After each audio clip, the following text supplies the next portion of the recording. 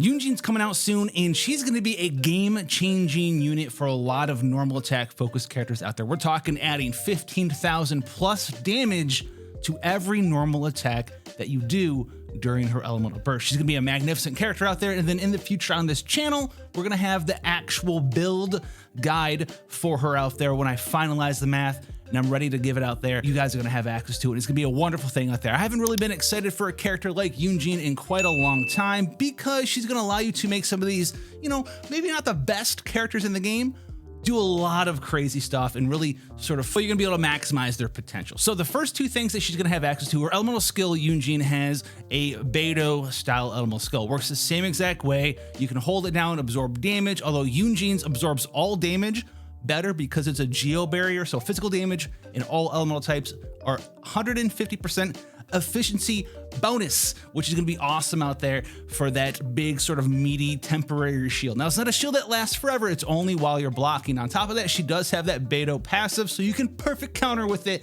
as well. But unlike Beidou, it's going to be based off of Yunjin's defense instead of her normal attack, which is awesome because you can throw in the new Husk of Opulent Dream set and do wonders with that damage skill there on her E. But that's not the only thing that's going to be based off of her defense, which is why the Husk doesn't work so well. The game-changing skill here is her elemental burst, the Cliff Breaker's banner. Now, when you use this thing, it's going to do a little bit of damage, but the important part here is the buff that you get for 12 seconds or 30 different hits on enemies. If you're hitting one enemy, that's 30 different attacks. If you're hitting two enemies at a time, 15 attacks. It's not that hard to consume these up though, and this is what it's going to do. It's going to add damage to your active character's normal attack based on Yunjin's defense here. So to better understand this, think of your active character as the driver of a car, so to speak there. And so what happens is when they attack with this buff, they're going to have added raw damage attached to their attack. And then that damage is going to get multiplied by your driver's crit chance, crit damage,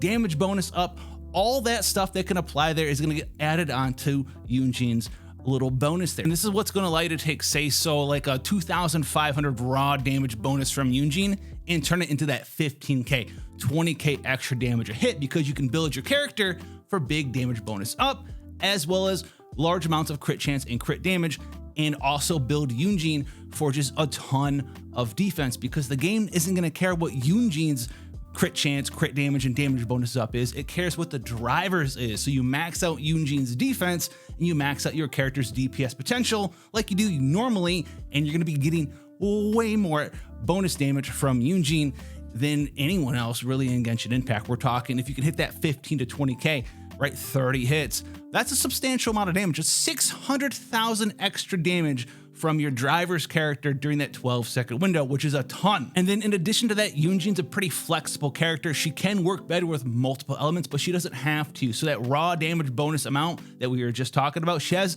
an Ascension that gives that a slight damage bonus if you have multiple different elements of characters in your team. So if you have 1, 2, 3, or 4 different elements, it's going to get buffed up between 2.5 all the way up to 11.5 additional percent of your defense from Yunjin. And she's a phenomenal character. She has all of this at Constellation 0. Some of her constellations are pretty cool, but they're not really necessary, which is something that we haven't seen honestly in Genshin for a long time. Most of her kit is in her base form. She has constellations that give her a little bit of defense bonus. She has constellations that give you normal attack speed, but most of this stuff is packed into her base kit, which is awesome, and I love to see it. And that means that she's gonna be an excellent pickup from the Lantern Rite Festival, because you guys can choose to get her for free. But for like a sneak peek temporary build guide here, I already have some artifacts ready to rock and roll for Yunjin. I threw them on Girl for presentation purposes, and we are gonna be doing defense, defense, defense for the lovely 3 slots. So we have a defense percent Sands, defense percent Goblet, and a defense percent Circlet here. We're looking for defense percent, crit rate, and energy recharge in our sub stats, because she's gonna have 3 pretty powerful weapons in her disposal. You're gonna have access to the Staff of Homa, the Deathmatch, and none other than the Favonius Lance for energy recharge as well, which is gonna be a phenomenal thing here. So if you take a look at these stats here, we're looking at defense and crit rate and energy recharge. But all in all, she's not that difficult to build. If you can get her to around 50-ish% crit rate, 180 energy recharge from your good old gear as well, you're going to be floating pretty out there when it comes to Yunjin, because she also gets free energy recharge as her Ascension Awakening stat, which is going to be awesome out there. This is going to allow you to lose a little bit of damage on her elemental skill to full counter, but you're going to gain a substantial amount of bonus damage from her elemental burst because it's based entirely on defense, and that is what you guys want to be working towards on Yunjin. So if you guys have been farming up the Husk set, this is going to be awesome because she's not going to be geared out like a lot of the other characters really are. Maybe Goro, if you've had him, you've pulled on him,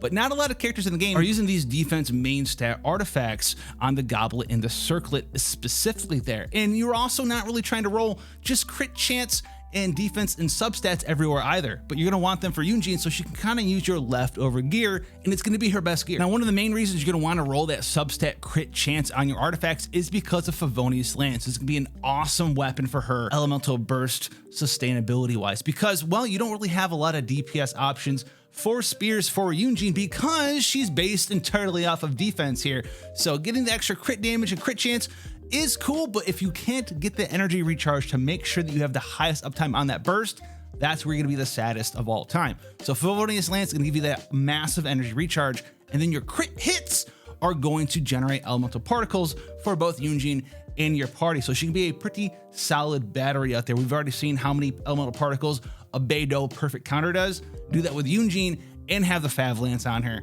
you'll be doing party time. You already have your energy recharge ready to rock and roll. The deathmatch is actually be an insanely strong DPS weapon for her, because at level 90, you don't care about the super low base attack on the deathmatch. You do care about that 36% crit rate though, which means you're gonna have very, very high crit chance on your elemental skill, the perfect counter out there, which is going to allow you to crit that consistently, get that free damage, as well as get access to this defense bonus from time to time to increase the damage of your E and possibly your elemental burst as well. The Homa here also works out pretty decently just because it has that 66 crit damage on it, but from what I've seen so far, the additional crit chance from the deathmatch beats out the Homa because you don't care about the scaling HP to attack because you scale off defense. You don't care about the extra HP because you don't scale off HP. The Homa is literally here just for that crit damage, and the consistency of that high crit rate from something like a deathmatch, or the consistency from having high energy recharge for your elemental burst,